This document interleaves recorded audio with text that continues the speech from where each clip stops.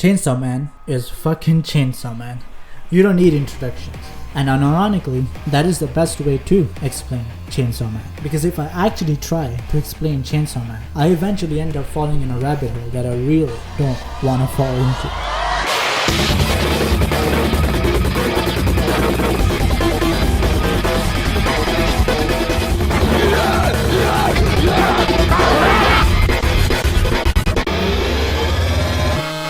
Alright, fuck it. Chainsaw Man is about Denji, who is a kid in a terrible situation, leading him into making a contract with a chainsaw devil, hence making him Chainsaw Man. I believe that the main appeal of this show is Denji himself.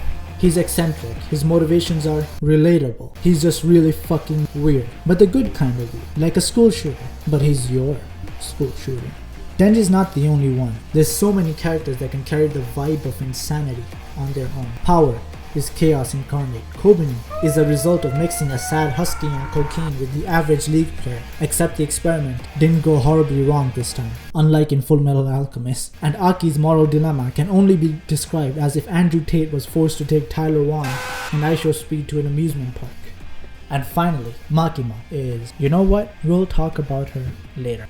Fujimoto, the author, has a way with paneling and jokes unlike any other I've seen. He's not afraid to just say nothing to convey the moment a little longer. Chainsaw Man is one of those incredibly rare cases where even a perfect adaptation is unable to fully convey the experience of reading the manga, and that's entirely because of Fujimoto's unique yet brilliant way of storytelling. The layout of manga panels conveying a single moment are hard to put into an animation. Tricks used to show an otherworldly power manipulating events, like how the cursed devil comes in from outside the layout, or how the entire layout of a page is made out of arms decapitated in the moment. Artistic choices like this can really only be experienced in the original medium, the manga. But then again, the anime is perfect with so much passion clearly put into the adaptation. New ending songs and animations for each fucking episode, fight sequences being stupidly seamless. And did they really have to animate all of this?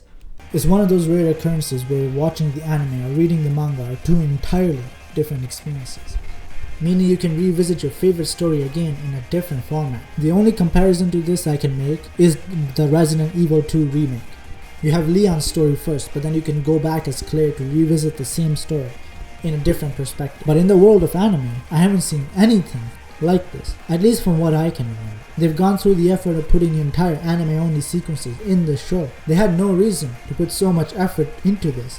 At this point, I'll believe that they've made a contract with the workaholic devil in exchange for never seeing their family again. But if I'm being completely honest, the adaptation isn't the main reason Chainsaw Man is getting so much hype. The original story is guilty of that.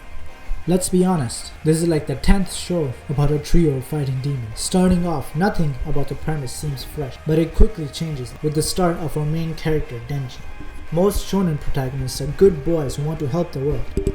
Ooh, even though I have a world-ending demon inside me that's killed millions of people, I want to help save lives. Or, most people have bullied me when growing up or shunned my existence, but oh man, I can't wait to help them. Denji kills a man without permission to make sure that his blood doesn't ruin porn magazines. Denji has no hesitation killing old men. Denji will roll up dirt from the ground into paper and sell it as new cigarettes for money. Denji will throw a car, exploding it with a person inside screaming for help just because, and I quote, "I don't care about saving a dude." And here I thought sexism was gone.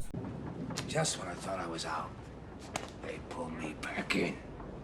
Denji is not a good boy. He's not a bad boy either. He's just horny, like every other Makima fanboy. And this makes sense. He lived in poverty since the beginning. He had to sell his kidney and his nuts, among other things, just to survive. He doesn't want anything special. He doesn't want to be the best devil hunter in the world. He doesn't want revenge. He just wants something every other man wants. To him, getting some bread with jam on it is already peak life, and that's the central basis from where the entire story unravels. Denji. But before I continue talking, I want to talk about villains in general. I believe what makes a good story isn't the protagonist or the world building, but the antagonist. Any story that's left a sizable impact always had a good villain.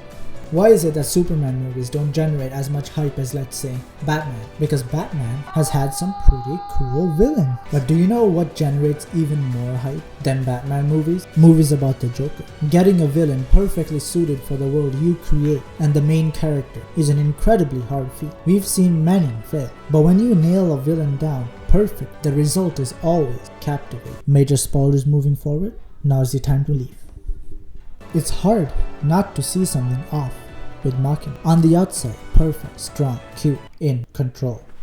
But every now and then, you see something that feels out of place. As if she can ignore most of the rules that apply to other people. Like how when she tells Power to be quiet, she actually listens, when every other time she would be a pain in the ass. Or how she literally doesn't die. How she always seems to know what's going on. How it seems that everything that happens in the story happens through her permission. How sometimes when the acute facade drops, it reveals unending cruelty towards all. Throughout the entire story from beginning to end, slowly we start seeing Makima for what she truly is. Denji is honest, unapologetic, chaotic, with no ambition. He's a perfect tool as a protagonist because when we're focused on him, we forget to see someone who's dishonest, ruthless, in control, and full of ambition. Makima, she's the control devil. She wants the Chainsaw Devil's heart. To get that, she needs to break the contract between Denji and the Chainsaw Devil. The contract is for Denji to live and enjoy his life. To break that contract, she needs to make Denji give up on life. But Denji isn't normal. He's never had food on the table regularly. He's never fostered relationships. All he's known is hardship. Making him give up on life when even a piece of bread is cause for celebration is not going to be easy. So what does she do? She saves him, picks him up from the dump, feeds him good food, gives him a family he'll end up caring for, have him experience relationships, loss, choice, responsibility, have him experience things he never dreamed he would, wait for the right moment and rip it all away. Through the batshit insanity that happens in Chainsaw Man, there is a deeper meaning. I'm not gonna pretend to know what the fuck it is, but maybe it's that pain and suffering are necessary to experience joy and happiness.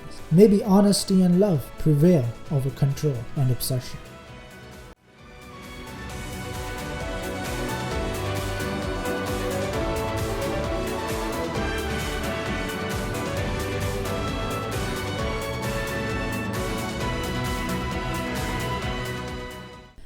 But who cares, am I right? Kobe ni Karko.